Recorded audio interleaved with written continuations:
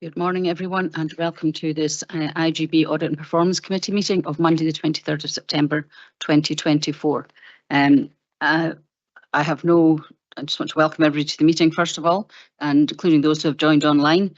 And I can state that we have no apologies for today's meeting. Is that correct? That's correct. Okay. So can I call for any declarations of interest, please? For those joining remotely, if you want to either put something in the chat or raise your hand electronically. How can I not see that? Sandra?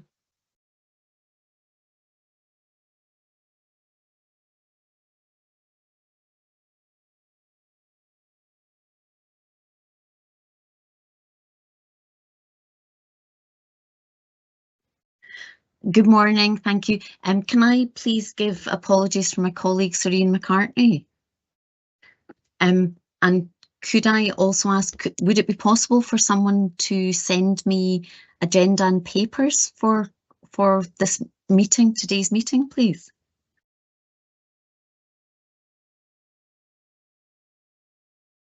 We can arrange to do that, Sandra. It's also available on the Perth and Kinross Council website if you have access to that. Okay, I'll do that. I'll get that.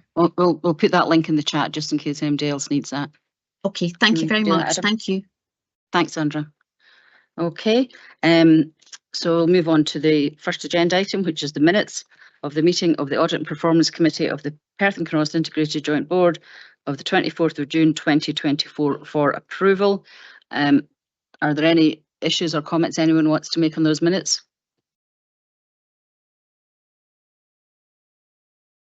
Can we assume they're approved then, or agree that they're approved? Everybody agreed, thank you. And we move on to the minute of the meeting of the Audit and Performance Committee of the Perth and Kinross Integration Joint Board of the 29th of July 2024 for approval. Are there any issues or questions or follow-up on that minute? I don't see anything. In which case then, can we agree that minute? Thank you. Next item is item 3.3, which is the action points update. There is only one action point to be updated, and it's actually going to be covered in agenda item 5.1. So rather than go through it twice, can we agree that we defer any comment on that action item until we get to that agenda item 5.1? Agreed. Thank you very much. Obviously, there's no matters arising because we haven't discussed it yet, but we'll do it at 5.1. Now we move on to the performance part of the paper. I'm going to call upon Donna to give us an update on our financial position. I would just remind all members that a fuller report on the financial recovery plan will come to the IGB meeting on the 2nd of October. So I think if we can focus on the update that Donna is going to give, and if there are any questions on the financial recovery plan, we will take a note of them and make sure that they're answered as part of the update to the IGB on the 2nd of October. Okay, Donna. That's really helpful. Thank you, Chair. Good morning, everyone. This report provides the financial update based on expenditure and performance to the 31st of July and outlines our current financial position and highlights the key areas that require consideration. In setting the budget, the IGB was aware of a financial gap between the budget available and the anticipated expenditure, and that gap was expected to be around £3.1 million. And the IGB approved the use of reserves and other one-off funding in order to balance in year. So in using the reserves and one-off funding, that 3.1 million would not appear and we would be balanced, was the plan. This report, however, advises the gap is projected to be nearly 8 million. So that 3 million anticipated gap, we're now projecting to be nearer 8 million. So after applying the approved reserves and one-off funding that the IGB approved, the remaining net projected overspend is 4.8 million. And in line with our integration scheme, the IGB's remaining general reserves, of which we have just over £3 million, should be used to partially address this overspend. So this means that it will still leave us with a remaining projected overspend of just over 1.6 million. The report provides detail on the main drivers, and I'll start with looking at those within older people services. So there's a projected overspend of nearly £3 million in our older people services, and this is driven by increased need for care at home services and care home placements. Just an example, and it is just an example to provide members with a sense of the level of increased need we're experiencing. Since February, the number of older people accessing direct payments, which is just one way of accessing care at home or care in the community, this has increased by 14%. And the average cost of these packages has risen by 4%. We've also seen an increase in our residential and nursing placements, and they have exceeded budgeted levels with a 6% increase since February. In addition to this, we've seen overspend within our medicine for the elderly inpatient services, and this is due to the continued operation of additional beds in our stroke ward at Perth Royal Infirmary. Within our adult services, there is a total projected overspend of 619,000, and that's mainly again due to the rising cost of packages.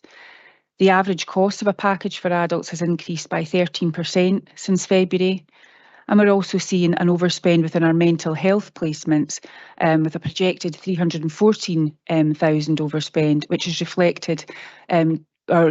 reflecting higher acuity and complexity.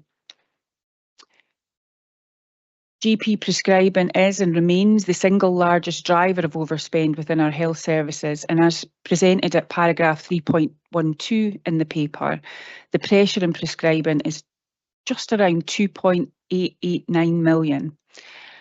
Savings from core services, so from our core health and social care services, have been used to partially offset this in year, but a projected overspend of nearly 1.8 million remains, and that is despite a successful switch programme. IGB members will recall that the primary care prescribing budgets did not receive an uplift from Scottish Government this year, and that, together with the increase in cost, demand, increase in population and new medicines, is driving that overspend. As noted in paragraph 3.23 of the report, the GP out of hours service, which is led by Angus, is projecting an overspend of 1.9 million, and Perth and Kinross share to that is nearly 700,000.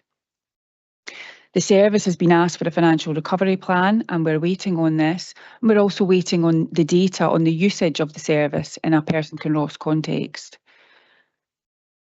In section 4 of the report, there's reference made to the financial recovery, and the Chief Officer and management teams are actively working on actions to mitigate these cost pressures, and a recovery plan, as the Chair advised, will be presented to the Integration Joint Board on the 2nd of October.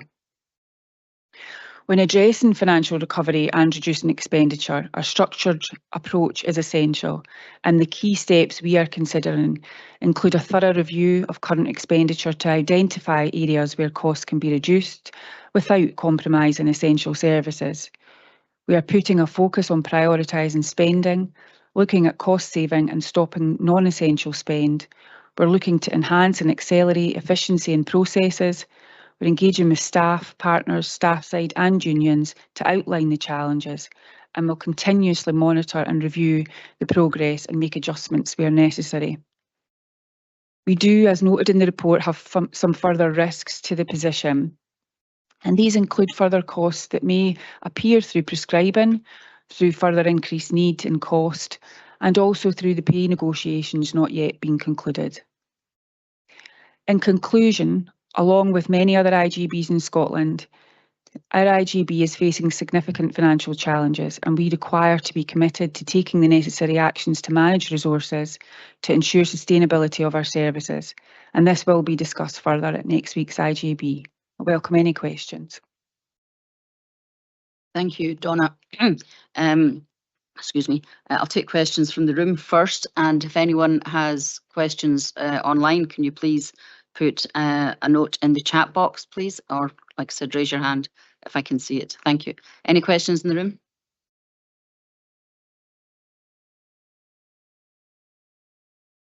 We have no questions in the room. Are there any questions from colleagues online?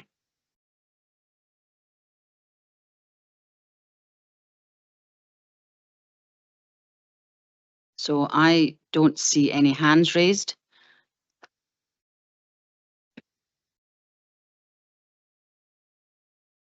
In which case then, Donna, there are no questions for you. Everybody must be saving them up for IGB next week, I presume. So thank you, everyone. In which case then we'll move swiftly on to...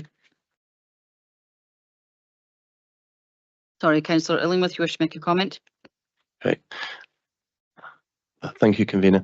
Yeah, this is deeply concerning, a fairly significant overspend which wipes out all our reserves. It does seem to me that we're going to have to make difficult decisions that will impact the level of service we deliver, and we're going to be looking for the least bad options rather than the optimizing. But okay, thank you for allowing me that comment. Thank you, Councillor Illingworth. I think that's very succinctly put. There are indeed very tough decisions that as Donna said, not just this IGB, but every one throughout Scotland is facing at the moment. So thank you very much. Okay, thank you. We'll now move on to item 4.2 on the report.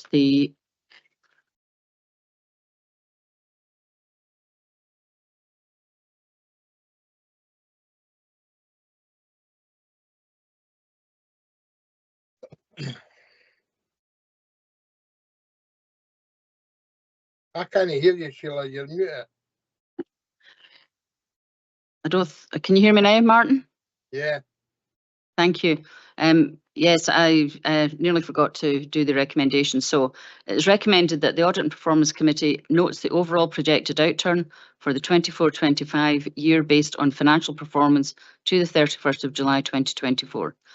Notes that the Chief Officer and Executive Management Team are working on actions to mitigate cost pressures in the current year, and notes that a formal financial recovery plan will be brought forward to the IGB on the 22nd October 2024. Can we note all of these points, please? Thank you very much. We'll now move on to item 4.2 on the paper, the report on the workings and effectiveness of the Transformation Board and portfolio. And I would like to ask Jackie Pepper to introduce that report. Thank you, Jackie.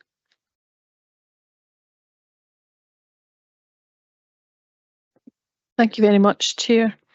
This was a report that was requested by the Audit and Performance Committee to provide some context to our transformation programme and to set out to you and give some confidence about our internal arrangements for the governance and monitoring of progress, and to assure you that our transformation programme is focused on those aspects of our services which require changing the way we deliver services and transforming the way in which we work. So you'll see in this report we describe how we have been taking that forward with a transformation board which includes all members of the Health and Social Care Partnerships Management Team, supplemented by key experts and contributors to that. And we also have a programme management approach, and the focus is on care at home, dementia, rehabilitation, supporting adults with complex needs, primary care, mental health, and quality and safety in prescribing. And I'm hopeful that from that you will see that not only are these areas that provide us with significant challenges in providing quality of services in areas of growth and increasing demand, but also those areas which are presenting the most significant challenges in terms of financial pressures as well. And I'm happy to take questions, and there's a number of people in the room who will have more detail around the delivery of each of these programmes, able to answer questions as well. Thank you. Thank you, Jackie. Like Chris, do you have nothing to say at this point in time? Okay, thank you very much. Then, as before, if anybody has any questions, Martin, is that your hand waving? I think so. We'll take questions from our colleagues online first this time round. If anybody else has questions, if you can raise your hand electronically if you have that available, and then I'll come to our colleagues in the room. So, Martin, the floor is yours. Thanks, Jackie. Thanks for the report. I go to the conclusion. The transformation portfolio has been updated to align the strategic and financial plans. How fluid can that be, considering the severity of the financial position that we, along with other boards in Scotland, are, but particularly I'm alluding to this board. How can we align transformation when we're firefighting budgets? You would like to see that, Jackie? Thank you very much, Martin, for the question on that. And I think in terms of that fluidity, you will see at the IJB that we've very much considered those areas for transformation, and where possible, how we can bring forward and increase the pace around some of those projects that we're taking forward. So that's the fluidity, I think, that you're asking for. It does require continuing efforts and focus from staff, but people are already engaged in this work and understand the priorities around it. And in terms of the financial pressures that have just been very clearly outlined in the previous report, these areas that are set out here in terms of the 6 areas align very closely to that. I'm not sure if anyone else would want to say anything on that, Donna.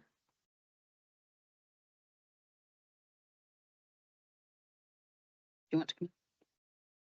Thank you. My initial reaction to your question, Martin, was just to say I think we can be very fluid, and I think we're going to have to be very fluid.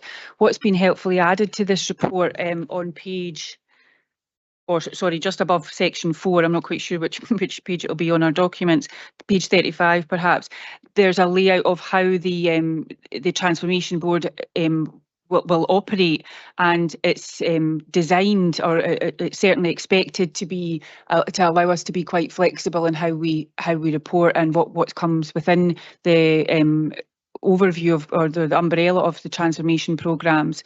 But certainly when we come to having to make more difficult decisions, we will need to align what we're doing with the budget in which we've got to do it within. But I think the transformation governance will afford us to be quite flexible with that. Thank you, Donna and Jackie. Martin, does that answer your question, or Yeah, do you have a follow-up? It does to an extent answer the question. Just seeking that assurance that, because the financial position has increased significantly for 3 to 8 million, and we never know what's round the corner, and how there are great work done in trying to bring that into line, and also great work done in trying to introduce transformation. But it's like one is going to be fighting against the other. Yes, Martin, I think you're correct in that summary, very succinctly and well put. But I do think the fact that this update is coming both to audit and performance and to the main IGB will ensure that there's ongoing monitoring of this. And Yeah. as Donna has said, I think the whole idea of the way the governance is set up is that things can be decided quite quickly, and we can move at pace. So I do know from my own discussions with the team here that this has been monitored pretty much daily. So I think that's there. I don't see any other hands raised from colleagues online. Sorry, Jackie, do you want to come back in on this point?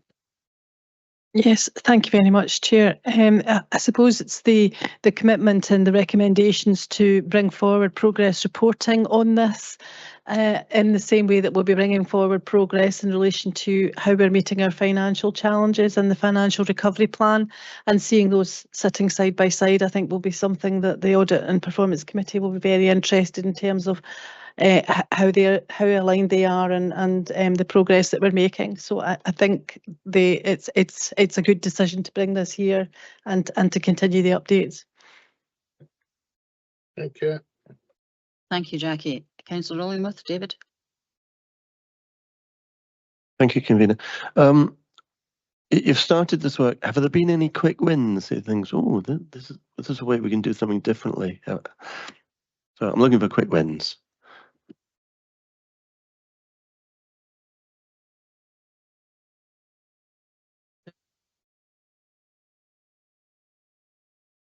I was going to come in earlier actually, but it was just to say that I think what's really key in here is that we don't just add on to what we already have. And I think there's been a period of adding on to what we already have because of the way that the funding has come into us. And in some respects has added to some of those challenges. So the transformation work's an opportunity to redesign what we have, and through that both improve services but make the savings that we need to make. The way that we're looking at some of the programmes of work, for example, in and around care at home, is we're using a sprint methodology to try and use quick wins, if you like, not so much for that long-term change, but to try and reduce some of the pressures as we come up to winter, for example, but that some of those short-term changes may well transpire to be the ones that we implement on a long-term basis. So it's complicated, and all of those streams of work interact with one another, but yeah, mindful that this isn't just about trying to find quick solutions that we can add on to what we already have. Is in some respects perhaps an overly burdensome system that we need to do something a bit smarter around. Thank you, Zoe. Does that answer your question, David? Thank you. I don't see any other requests for questions, but Beth Hamilton, I think you have a comment you wish to make. Yes, thank you, and apologies for being late. I thought when I responded yesterday to the committee they would have passed on, but my apologies. I never caught the main presentation, so apologies if I've missed something. But I just wanted to commend the project and the approach. I think Zoe sort of encompassed it there when she talked about it's actually moving forward. It's not just adding a bit on. It is about transformation. That's clearly evident. I suppose if I'm being cheeky and adding on a question, Zoe talked about all the different initiatives linking in. How are we using this approach in collaboration with our other partner IJBs and the Health Board, just to make sure that we maximise all those crossovers as well? Thanks, Beth. Who wants? Zoe? And then Zoe and then Jackie. Hi Beth. I suppose just an example of that just now would be in and around the winter planning. And so although it's about the winter plan, all of those transformation projects need to be moving forward in order for us to plan in a way that's efficiently across Tayside. So that Tayside winter plan is the bit of work at the moment, I would suggest, that is sort of driving that kind of cross-partnership work. There'll be other examples of when that's necessitated, for example, the stroke redesign work. So lots and lots of different programmes of work that will do that, and absolutely critical that we do interact with one another, because there are very few of our services that don't have a knock-on impact on each other when it comes to discharge and inpatient services, care at home even, across boundaries. So yeah. That's great, thank you. Thank you. And just to add to that, in relation to your cheeky question, Beth, it's really important that in all of these areas that we understand our performance in relation to our strategic needs and the assessment of our localities and what we're trying to achieve there, and benchmarking against our comparators and where we sit nationally. So in all of these areas, so we are very much looking at the data around that as well, Beth. So it's a point well made, and there are areas where we know that we can learn from our very close neighbours and our two health and social care partnerships sitting within Tayside as well. So those relationships are key. Thank you. Thanks, Jackie. Thank you, Zoe. Jackie, does that answer your question, Beth? Yeah, no, that's very great. much. Thank you. Thank you. Okay, well, in that case, since I don't see any other comments or notes in the chat or no other hands. Oh, Martin, you want to come back with another question? I'm not sure if it's a question or just a thought. I mean, the amount of work that's been done is tremendous and has to be congratulated. But we're not in the magic circle. So what's going to be the outcome across Scotland? Because this can't continue. Because there are going to have to be decisions made that are going to be unpalatable. I'm not sure, Martin, if that's a comment or a question. I'm not sure if we've I'm not sure if we have the answer of what's going to happen across Scotland. I wish we did, but we don't. And I think the budgets from both the UK and Scottish governments that are upcoming in the next few months will probably answer or address some of those comments that you've made. But until then, I think we're a little bit wait and see, I suppose. We can just do the best we can. And I would endorse the comments that were made by others that the work being done by the team is very welcome and very impressive. So I want to express my thanks to everyone for all the effort that's gone into this. So as there are no other comments or questions, then can I ask the committee to look at the recommendations, that we note the contents of the report and we request an update of progress made within the transformation portfolio at the next meeting of the Audit and Performance Committee, which is on the 28th of October. Are we all agreed? Thank you. We now move on to item 4.3, which is the Key Strategic Performance Indicator Report, Q1. And I would call upon Chris Jolly to introduce that report. Thank you, Chris. Thanks, Chair. Morning, committee. This is a routine report to the Audit Performance Committee and provides an overview of the performance against the key strategic indicators up to the end of Q1 for 24-25. Overall performance is against those indicators is good, with 4 out of 5 within the target range when compared to last year. Appendix 1.1 of the report provides detailed charts which show performance trends against each indicator. And at the last meeting of the committee, there was a request to break these down into 18 plus and 65 plus age banding. So this has been done with respect to this report. Appendix 1.2 provides a data table which describes the performance measures over that period. So there are 2 different ways to view the data in each of the appendices, one in chart format and one in tabular format. We noted that readmissions is beyond the target range. This has been commented on before. We know that as frailty increases, the need for emergency care increases. And so with an ageing population, we might expect that readmissions as a subset of emergency admissions may rise over time. Operationally, we're investigating the methodologies used to assess and determine whether a readmission could have been avoided in each instance. And we will update the committee on that work by the end of the calendar year. I can give assurance to the committee that I have met with clinicians between the last meeting and this in that respect, and an ongoing investigation is carrying on, as I say, in respect to the methodologies. The paper also describes the feedback that we receive from the people that use our services. This is very good overall, with a score of at least 4.5 out of 5 for each of the ratings provided by people that have provided feedback.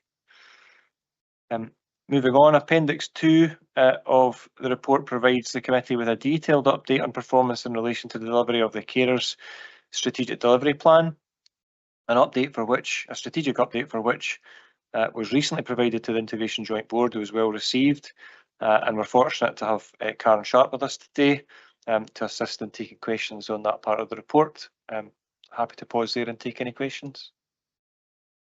Okay, thank you, Chris. So do we have any questions first in the room for Chris?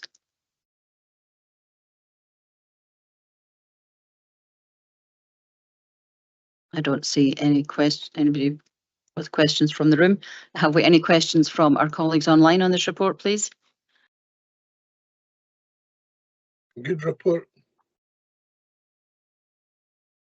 Thank you, Martin. Is there anyone else online? Beth? Right. Yeah.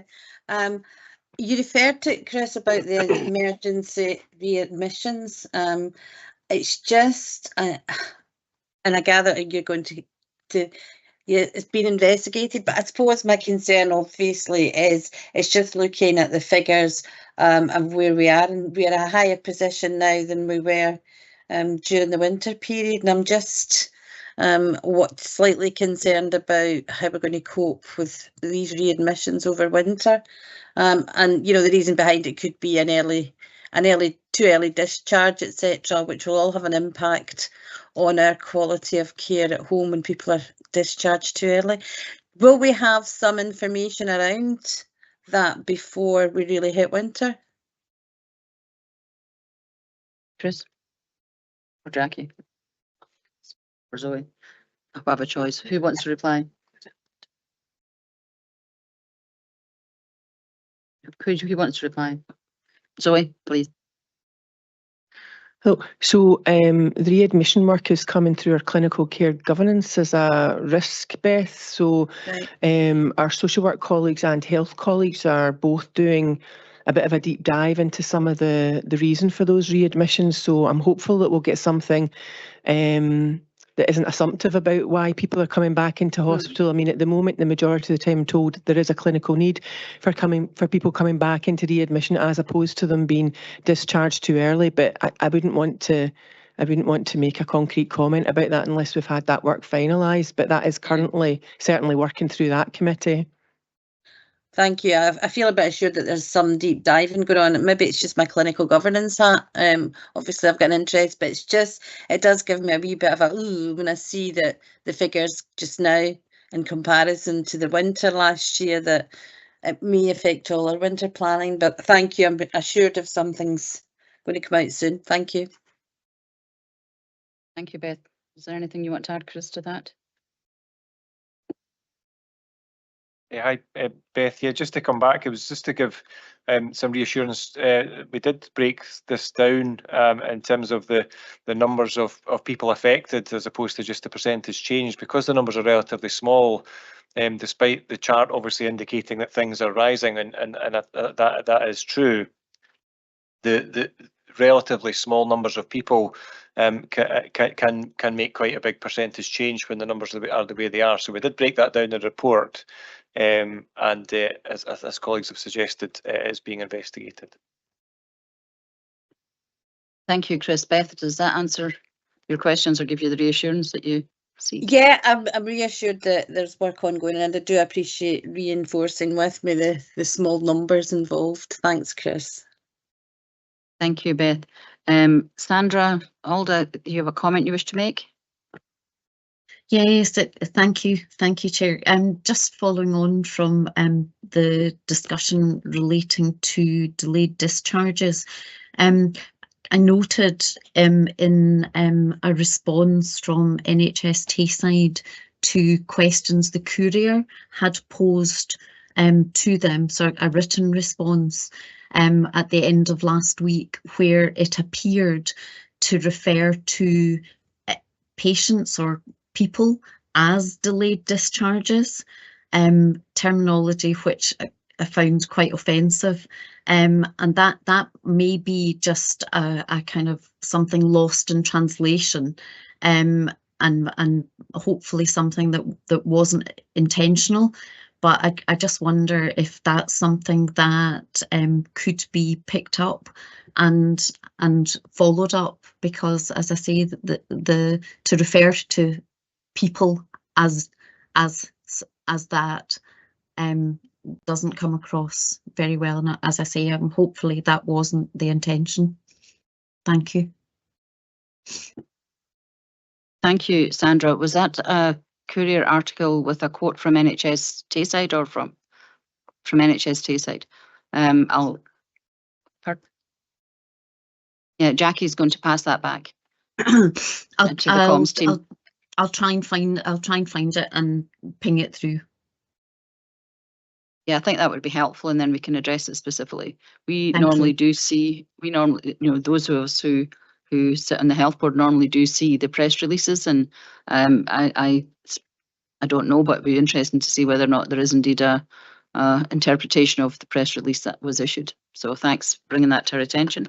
Are there any other questions or comments then before I move this paper? Beth, have you got your hand up? Oh, Beth, yes. Yeah, sorry. I just wanted to to answer that last point. I don't think for a second that there was any reference to people being delayed discharged. I think they talked about the situation. I think, Sandra, just to reassure you, there's a lot of work going on just now all over Teesside about how we refer to delayed discharges, because we're now using papers, and I think it's been agreed, and I think Jackie can reinforce this. We're talking about discharge with delays, or hopefully discharges without delays. And I can only say we are progressing from the days when I used to get really offended when people were called boarders in hospitals. They then became delayed discharges, and that's a terminology that covers a statistic in a group of areas. But now we are looking at discharge with delays rather than people as delayed discharge. But that is a generic term that's been used in the health service for stats for a while now. But it's moved on from borders. But I think we're now in Tayside with a meeting from the minister, and that's when we started to reinforce that it was discharge with delays rather than a delayed discharge. So I hope that reassures you. There is a bit of effort going on in the background to try and reinforce that. Thank you, Beth. That's extremely helpful. Thank you. So since there are no other comments or questions, then we'll move on to the recommendations for this report. We note the strategic performance in relation to the core suite of integration indicators, and we note the progress in the delivery of the outcomes defined within the joint carers strategy.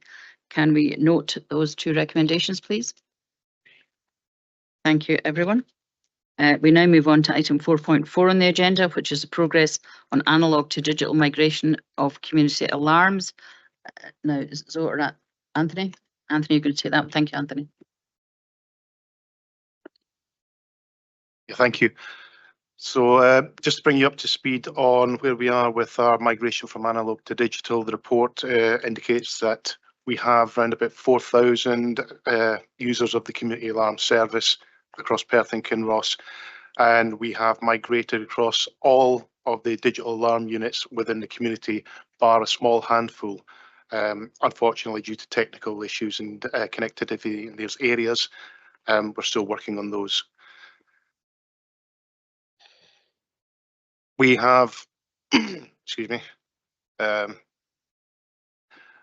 we have the community alarm service itself, where we are migrating the actual software packages, which are the backbone of the community alarm service, along to an online hosted web service.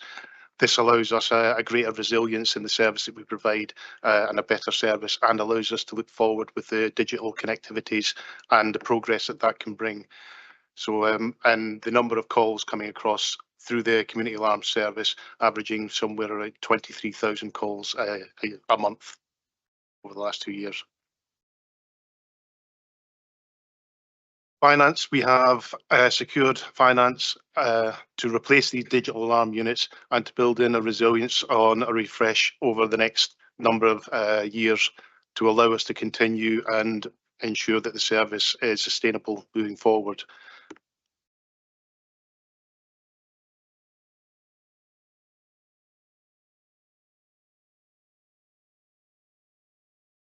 Forgive me, I'm just catching up here. So the service itself,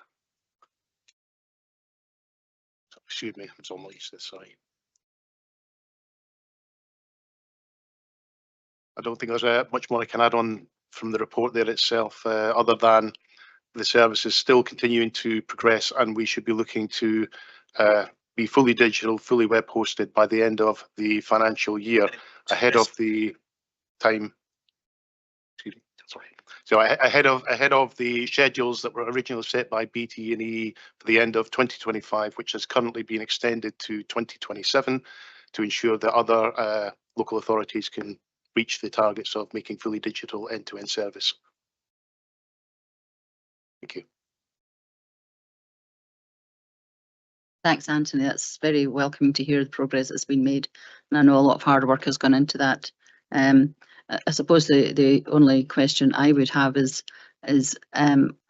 those more difficult to reach places or areas where there's perhaps very poor connectivity.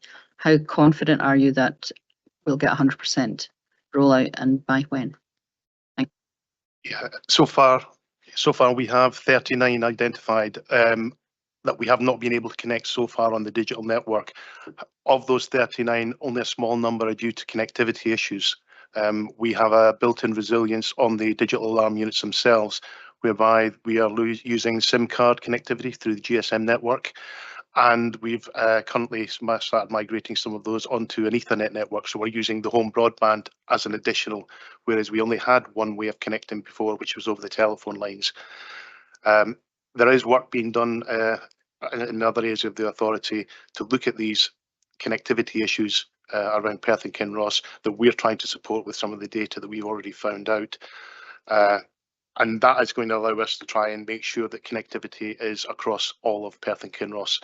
And there are other technologies, if that is not able to happen, that we can look upon the LoRaWAN network, which is your lower power network, and even local satellite signals.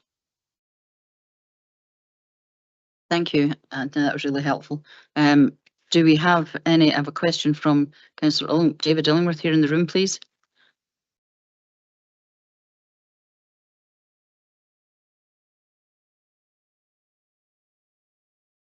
Thank you.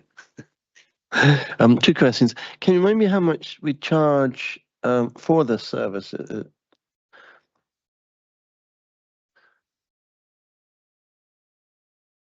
Yeah, the community alarm service comes in at £4.62 a week, and that allows for the installation, the maintenance, and the running of the service on a 24/7 basis. Right.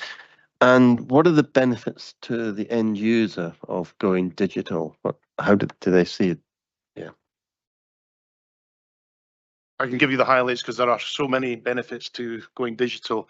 The main benefits going digital are the resilience on the network. What we mean by that is they have a number of calls that are classed as failed calls coming into a service. It's not that they're failed, it's that the initial connection isn't made directly. And that used to come in between 10 and 15% across all local authorities in Scotland. That has been reduced. Fife run a 6-month programme, and they believe they had around about 0.5% failure rate. So it's a significant failure rate. The connectivity itself, connectivity is reduced from somewhere between 40-45 seconds for an individual to be connected. That can be reduced to 10 seconds. The quality of the call, you all understand the difference between a digital connection and an analog connection is a superior quality call for the individual themselves. And it opens up the introduction to more digital technologies in telehealth and telecare that weren't available to work on the analog networks.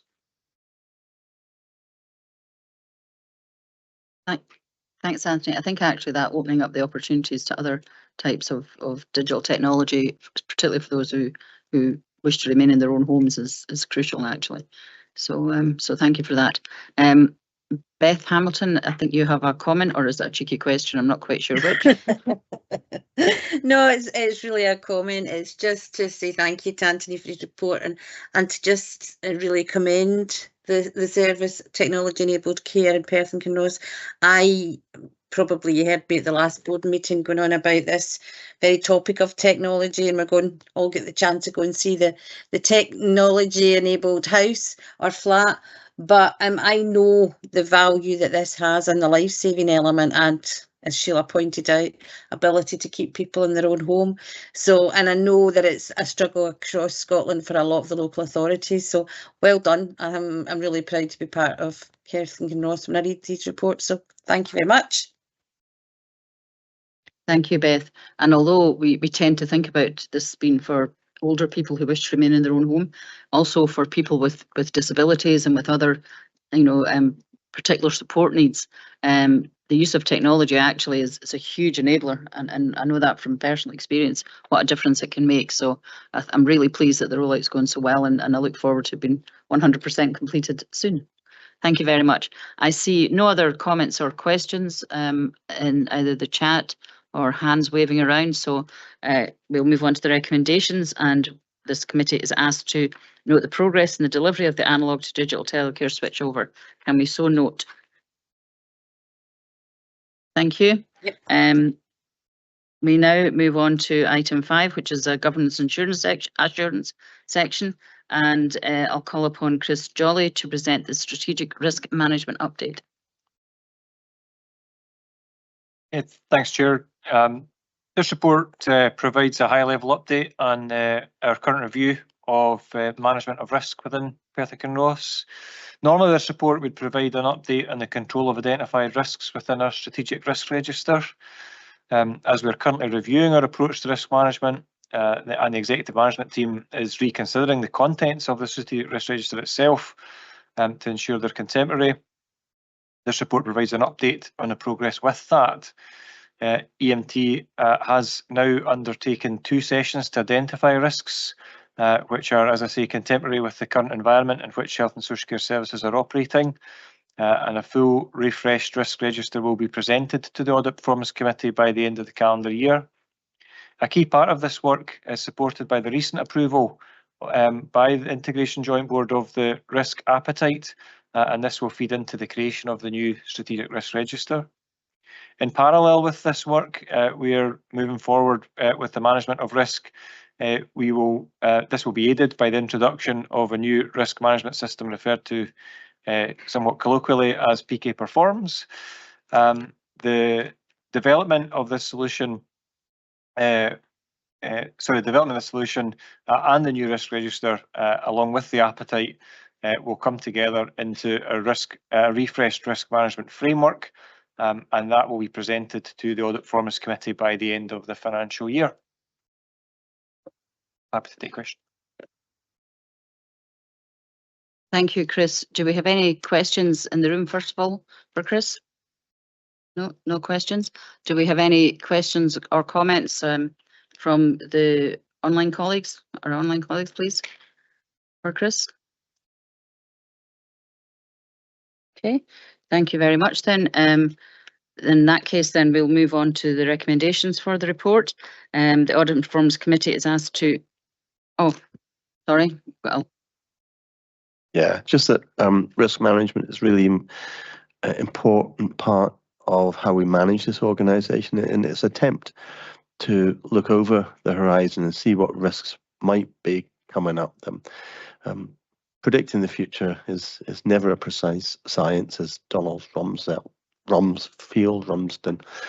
said. There are known knowns, known unknowns, and there are unknown unknowns. But the risk management process gives us some idea of what lies over the horizon. So, yeah, thank you for this report.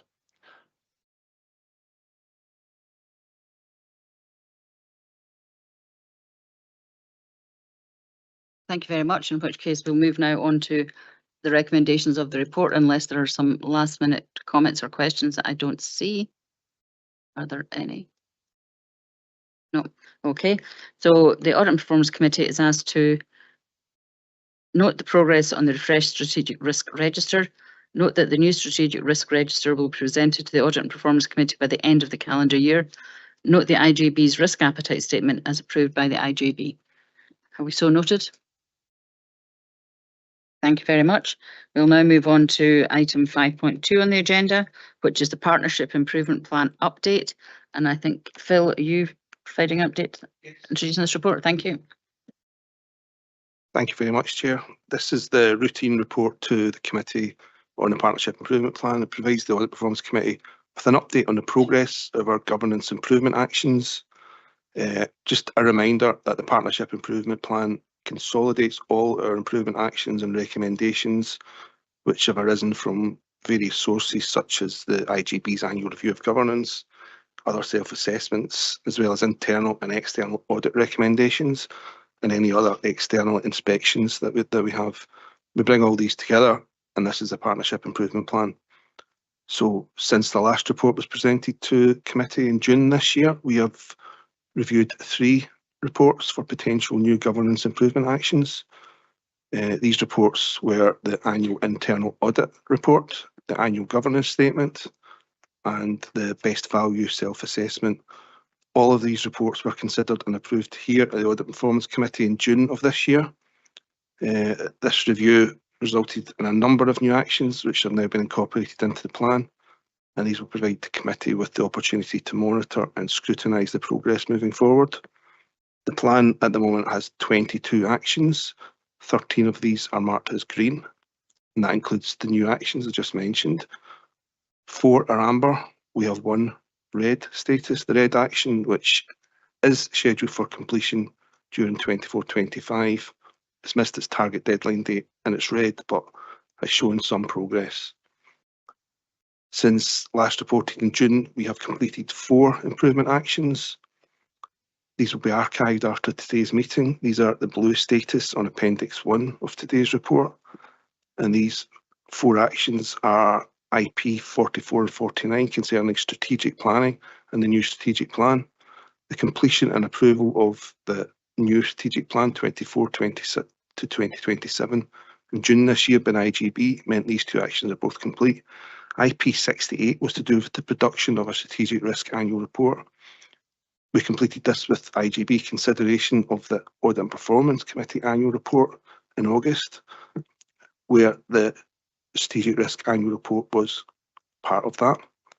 And finally, the last completed action was IP 63, which is to do with conducting a self-assessment to ensure we are complying with the characteristics of best value.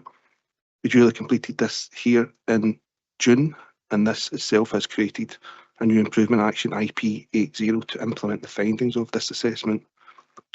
Finally, the report today concludes that significant progress continues to be made on the Partnership Improvement Plan, evidenced by the completion of the key actions mentioned earlier. Happy to take any questions. Thank you very much, Phil. Do we have any questions from colleagues here in the room first?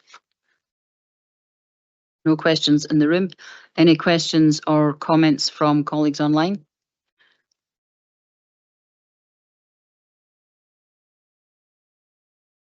I don't see any hands raised or anything in the chat box. So in which case, Phil, thank you very much for the report. And we'll move on to the recommendations. It's recommended that the Audit and Performance Committee note the progress made towards achieving the actions outlined in the Partnership Improvement Plan. Note that actions in the Partnership Improvement Plan will be updated with appropriate responsible officers once the new senior leadership structure has been fully implemented. Thank you very much for that. Everyone agreed? Thank you. We now move on to item 5.3, which is the Internal Audit Progress Report, and I would call upon Jackie Clark, who I believe has joined us online, to introduce this report, please. Jackie? Thank you, Chair.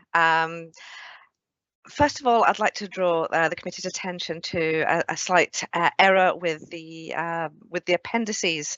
Unfortunately, the appendix for the progress report was attached to the plan and vice versa. I'm hoping that you might have sort of spotted that there was a slight error there. However, the information does pertain to both reports anyway, so hopefully that won't have detracted from your understanding of these reports. The first report, which is the Internal Audit Progress Report, that highlights the progress that's been made against approved audit plans in terms of the assignments that are being completed. Committee will note that progress has been made with all assignments which are being delivered by both Perth and Kinross Council and NHS internal audit colleagues. This report also highlights a collaborative approach in arriving at the internal audit plan for 2024-25, but that will be covered sort of separately in the next paper on this agenda. The premises and property audit has been recommenced after a pause due to resourcing issues with our colleagues, and the remainder, the three assignments for the 2023-24 plan, as you can see, are at draft report stage. I would anticipate that all 3 of these would be available for consideration at the next regular meeting of the Audit and Performance Committee in November. I'm happy to take any questions that you have on this paper. Thank you. Thank you, Jackie. Do we have any questions or comments on the paper for Jackie? Thank you. Beth Hamilton, thank you. Hi, Jackie. Nice to see you. It's just a question from I wouldn't say a stupid question or a cheeky one. It's a bit of a naive question, which maybe I should know. You're saying the reports are in draft. Who sees the draft, and when does it come? Do the drafts come, or do the final papers come to this committee? The final papers come to this committee. Initially, drafts will be shared with the service managers in terms of ensuring the factual accuracy as far as the service managers are aware for those reports, and then that will be sort of escalated up to the management team, to the relevant, whether it's Jackie or whether it's Donna or whoever, or Zoe, for them to review and challenge both the findings from ourselves and also from within their own service. And then once that has all been agreed and actions have been agreed, then the report will come to this committee. Brilliant. And we're confident that you've recommenced, well, no, it's premises and property recommenced. The joint equipment loan store, we've not got a date for that. Again, that is the information from that report has been shared with the service. Okay. So that should come next to the next meeting in November. Okay, that's brilliant. Thank you very much for that clarity. Thank you. Thank you, Beth. Thank you, Jackie. I don't see any other requests for comment or hands raised, in which case we will move on to the recommendations for this report, and that the Audit and Performance Committee is asked to note the progress made in the delivery of the 2022-23 and 2023-24 plans. So noted. Yep. Agreed. Thank you very much. We will now move on to the item 5.4, which is the internal audit strategy and plan. And I would call again on Jackie to introduce this report. Thank you, Chair. With the appendix from the previous report. Indeed. Hopefully it might make a little bit more sense because obviously the appendix that is attached to this report relates to previous year's work. So the plan the strategy that I've presented before you is to deliver an internal audit services for the Integration Joint Board in line with public sector internal auditing standards. Resources to deliver this plan will, as usual, be made available from both NHS and Perth and Kinross Council internal audit services. And for this period, I'll continue to act as the Chief Audit Executive, which is a title that's used within the public sector internal auditing standards. In arriving at this strategy and plan, I have undertaken the usual mapping exercise across the IJB in terms of risks, audit activity and other external scrutiny which takes place throughout the areas within the partnership. In addition, this year, I have worked closely with colleagues in other IJBs within Tayside. So for my colleague in Dundee and Angus Council and IJB, and also NHS colleagues, to consider more widely areas of risk or concern across the whole of the Tayside region.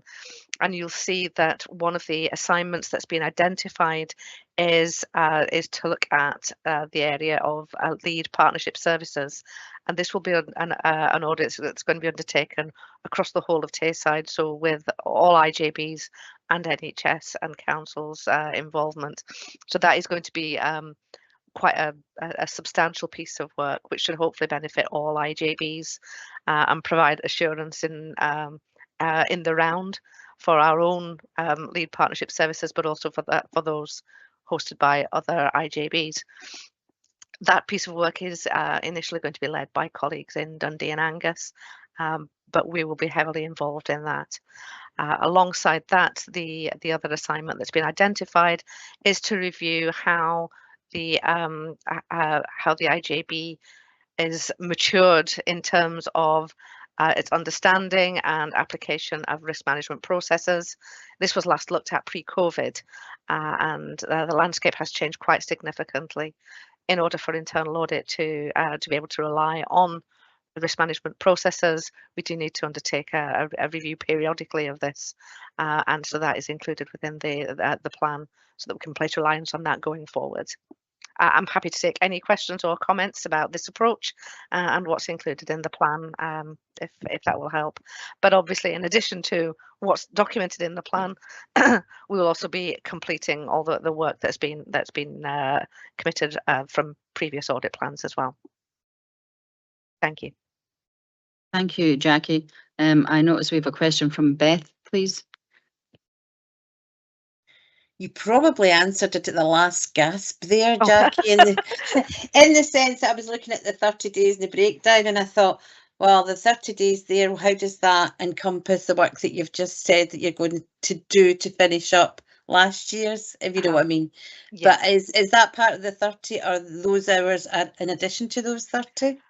They will probably be in addition to those 30. Substantially, the work within Perth and Kinross has been complete, and it is now at agreement of the report stage rather than testing. The premises and property audit has been committed to be undertaken by colleagues in NHS. So that would be over and above those days that I've got actually documented for the current plan. That's brilliant, and I'm going to feed into Martin's hatred of a subsequent question, but I'm going to do it, Martin. It's just really about well done about the two that have been picked. I think they're ideal. The maturity audit and the work across Tayside, that for me ticks all the boxes. I've just for clarity, is it 10 days for you, or is it 10 days for the four, if you like? It's 10 days for us, for Perth and Kinross. And I love the audit. I love the audit universe. It's like a Marvel movie. Thank you. Right, Martin. Thank you for giving me that indulgence. Thank you, Beth. Martin, you have a question or comment? A question on the audit that you're going to be doing across the area, across the three IGBs and the NHS Tayside. What are the expectations of that audit? Where will the outcomes then be placed? Because I'm remembering that the IGBs can direct, and you've got NHS Tayside involved in this. It's a wee bit confusing in my mind at the moment, what the purpose, the role and the outcomes of this. Thank you for that question. At this point in time, the audit hasn't been developed to a full scope of what we will be reviewing. And as I said, this is being led by colleagues in Angus and Dundee councils and IJBs, and we are very much part and parcel of partners within this particular assignment. And what I anticipate is that we will have a full understanding of what the arrangements are and what assurances we are able to place on the arrangements for lead partnership services in each of the IJBs, and how we can rely on the information that we're getting out in order to form decisions, and also on how we feed into to these lead partnership arrangements. At this point, the reports that will come out, as I anticipate at the moment, will be a single report which will cover all IJBs and NHS, which will then enable decisions to be made sort of down the line by each individual IJBs, but also it'll provide a collective understanding across the piece, which I think would probably be quite valuable to the IJBs.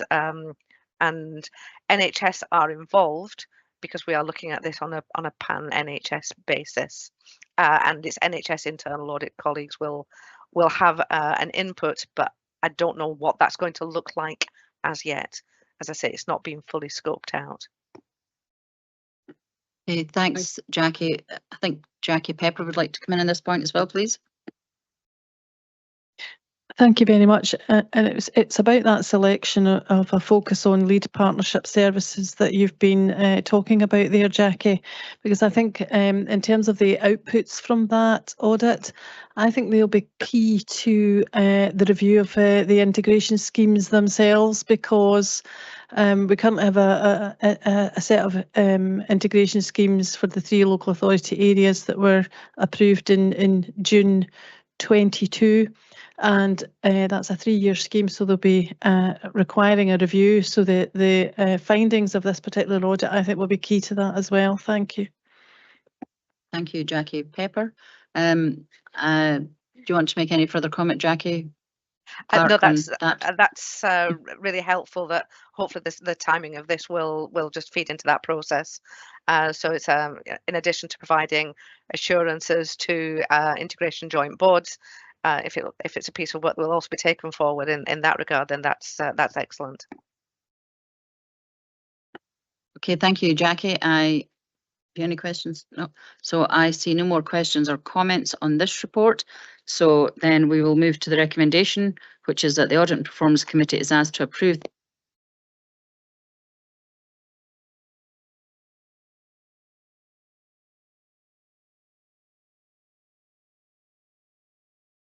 approved. Thank you very much. We now move on to item 6 on the agenda, which is clinical care governance. There's one report. It's the clinical and care governance assurance report. And I will call upon Jackie Pepper to introduce that report. Thank you, Jackie. Thank you very much, Chair. I'm happy to give a very brief introduction to this report in the absence of Hamish Dougal and Aaron Singh. Hamish is Clinical Director for the Health and Social Care Partnership, and Aaron, as the Chief Social Work Officer for the Council, are co-chairs of our local care governance forum, or clinical and care governance forum, and undertake those roles as set out in the Perth and Kinross integration scheme. This report is brought forward to you for the period April to June, the activity that's been carried out there by the Care Governance Committee, and following on from reporting to NHS Tayside's Care Governance Committee on both the 24th of April and the 1st of August, and the Perth and Kinross Council Scrutiny and Performance Committee on the 12th of June, and last week on the 18th of September, and those reports are appended for your information. The levels of assurance that were provided for by both NHS Tayside's Care Governance Committee and Perth and Kinross Council Scrutiny and Performance Committee was reasonable assurance for all of these reports. It's probably useful, just as by way of introduction, to indicate that there is an issue in terms of timing, because if we are reporting something that goes back to April and that's in September, some of the more operational or service level risks have moved on considerably in that time period. So you'll see that there was an addition provided by me to the report on the 18th of September on 2 key areas which had been escalated, one in relation to premises and some really good outcomes there, and hopefully that will come through in the audit report as well, and secondly in relation to the pressures on our allied health professional services and occupational therapy in particular, and an update that I commissioned a review by the Director of Allied Health Professions from NHS Tayside, and we have appointed a manager to lead on it's not a further review, but a piece of work to see how we can manage those services and create greater resilience across the piece, across all partnership services. So that was added into the report on the 18th of September, just to draw your attention to that. But happy to, along with colleagues, answer any questions. Thank you, Jackie. Have we any questions in the room? I don't see any questions being raised. Have we any questions from colleagues online or comments? Beth? Yeah, just thanks for the report. obviously I've seen the reports that came to the care governance committees at NHS Tayside. So thanks for that. I think what's important is we reinforce the introduction and background that it's not about the operational detail, it's about the levels of assurance and the methods that we're using to make sure that the governance of clinical care is there. So I just wanted to emphasise that there's a lot of work goes into these papers, and it's good that there's a lot of joint working. And I was just going to echo what Jackie had said about the dating, because I noticed in this report about the OTs, and I know there'd been so much work done around that and we were so far progressed. The only thing, Jackie, I'm not sure that I had heard about the premises. You had some good news about the premises. Is that something that you can share? Yeah, no, yes, that's all available to you, Beth. I've been on holiday, so maybe I've just missed it all.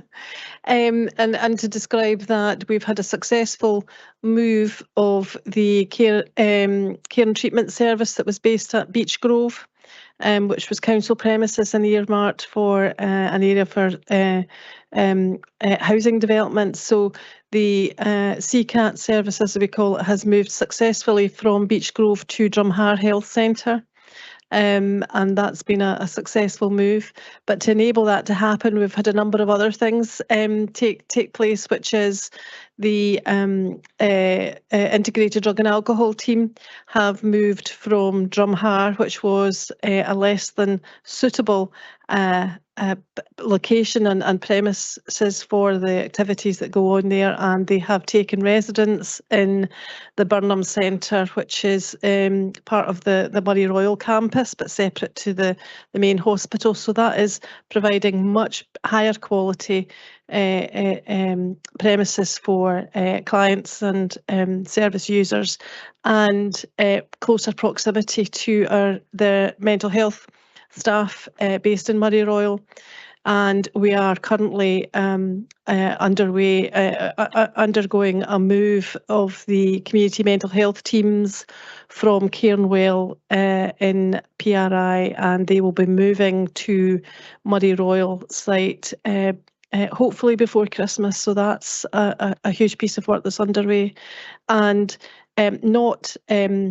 I suppose it's an opportunity to note the successful move of the vaccination centre from at least premises not too far from here, but are now located in the council's building at Puller House.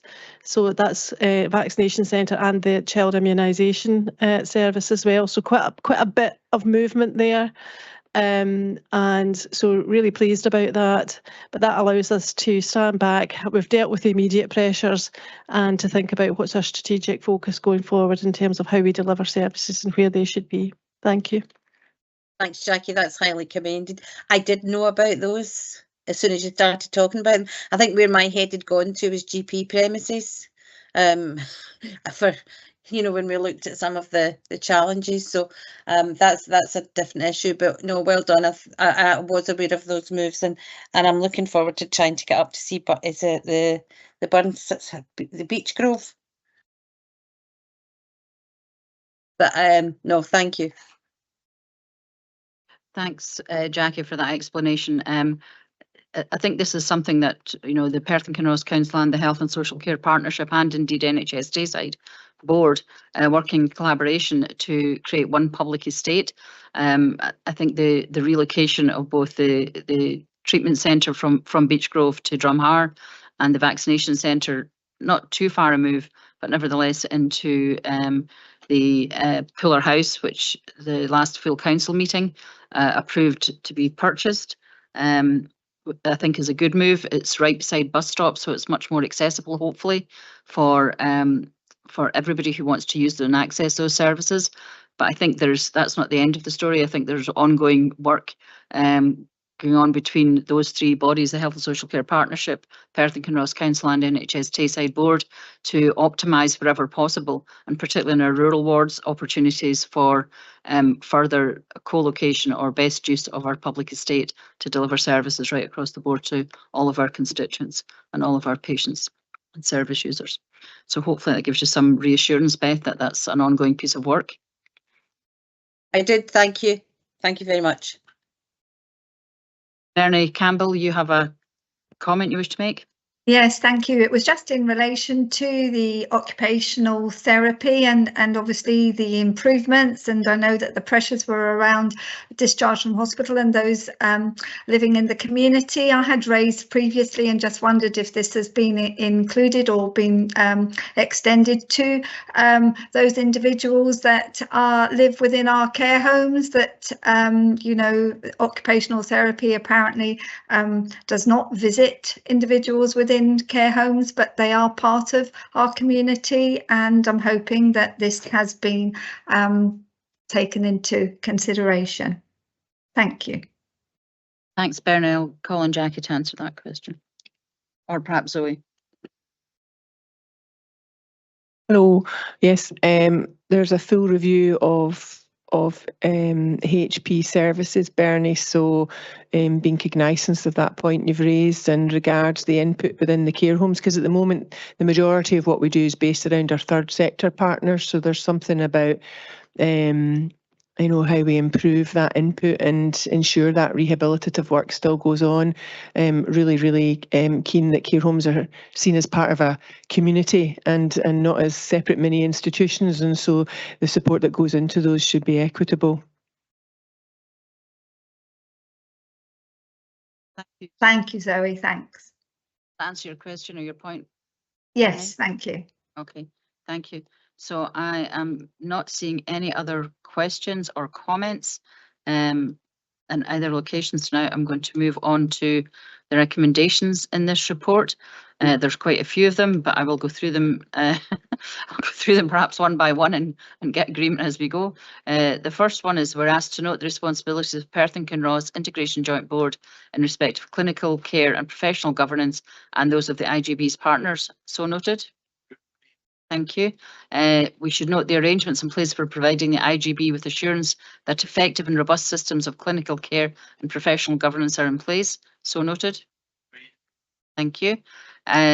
We should note that NHS Tayside's Care Governance Committee received an exception report regarding clinical and care governance, which is in Appendix 1, on the 6th of June 2024, and a full report regarding clinical and care governance on Appendix 2 of this report on the 1st of August 2024, where this was agreed as providing reasonable assurance. So noted. Thank you. Number 4, note that Perth and Kinross Council Scrutiny and Performance Committee received the same exception report as the above regarding clinical and care governance on the 12th of June 2024. The full report regarding clinical and care governance, which is Appendix 3, will be considered at the committee meeting on the 18th of September 2024. So noted. Thank you. A second. Jackie wants to make a comment. I suppose it's a question about whether the committee would be also noting that reasonable assurance was awarded by the Scrutiny and Performance Committee of the Council. You can get that minuted, please. Thank you. Note that the Chief Officer confirms the effectiveness of the above systems in place in the IGB's partner organisations. So noted. Thank you. And finally, note the assurance provided by NHS Tayside's Care Governance Committee and Perth and Kinross Council Scrutiny and Performance Committee. Great. Noted. Thank you very much, everyone. Oops, sorry, turned myself off. That's the end of that paper. Then we move on to now items. We'll say goodbye to Jackie, who needs to disappear off to Dundee. Thank you for attending today, Jackie, and for your input. We move on to the next item, which is item 7.1, which is the work plan. And I just want to make a quick comment about that, if I may, and that we do have a Audit and Performance Committee meeting on the 28th of October, which is noted in the paper. But just to remind everyone that that is a single item agenda, which is the annual accounts, along with the external audit report. So that's just a one item agenda. And the next substantive meeting of this committee will be out in the 25th of November, as you will see in that report. Any questions or comments? Everybody happy with the work plan? Okay, thank you. And we come then to the record of attendance. If there's any corrections or any omissions to be reflected on those. If anybody's got any issues, then please let me know afterwards and we can make a correction. Thank you very much indeed. So as I mentioned earlier, that concludes business of the committee for today. We'll see everybody hopefully on the 28th of October for the annual accounts, but perhaps we'll see you all before that as well at the IGB next week. Thank you all for your attendance. The live meeting's now finished. Thank you.